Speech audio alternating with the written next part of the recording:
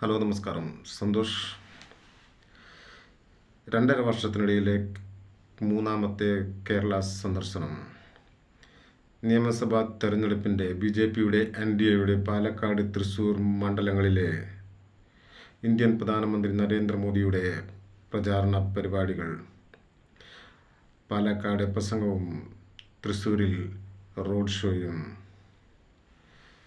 April 4-ാം തീയതി പ്രധാനമന്ത്രി കേരളത്തിൽ എത്തുന്നു. പാലക്കാട് ഇന്ത്യയുടെ കാശിയെന്നും പാലക്കാടിനു വേണ്ടി NDA സർക്കാർ നിരവധി വികസന പദ്ധതികൾ നടപ്പിലാക്കിയിട്ടുണ്ടെന്നും സ്ത്രീ സുരക്ഷ ഉറപ്പുവരുത്താനും A ക്ലാസ് മണ്ഡലങ്ങളിലെ സ്ഥാനാർത്ഥികളെ വിജയിപ്പിക്കുവാനും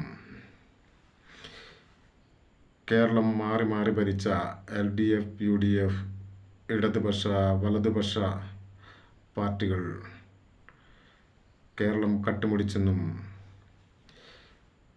BJP സർക്കാർ കേരള നിയമസഭയിൽ അധികാരത്തിലെത്തിയാൽ കൊള്ളകൾ അന്വേഷിക്കുമെന്നും ഇന്ത്യൻ പ്രധാനമന്ത്രി നരേന്ദ്രമോദി. 2021 മത്സരിച്ച സ്ഥാനാർത്ഥികൾ 950. 2026 മത്സരാർത്ഥികളുടെ എണ്ണം 890. മത്സരാർത്ഥികളുടെ പട്ടികയിൽ എണ്ണത്തിൽ കുറവ്. 2026 ഏറ്റവും വലിയ ഒറ്റക്കക്ഷിയായി CPIM 58 സീറ്റ് നേടുകയും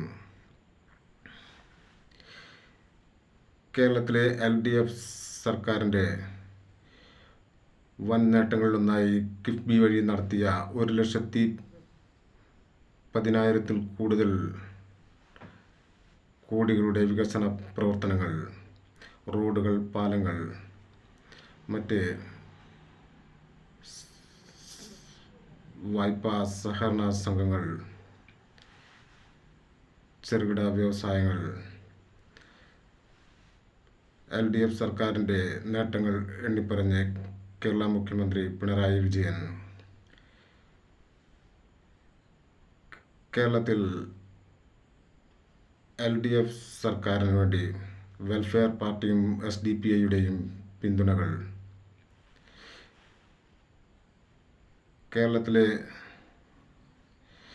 UDF ടീം നയിക്കുമെന്നും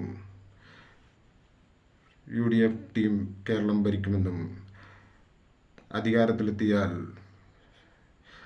വനിതകൾക്ക് KSRTCയിൽ യാത്ര സൗജന്യമെന്നും 25 ലക്ഷം രൂപയുടെ ഇൻഷുറൻസ് നൽകുമെന്നും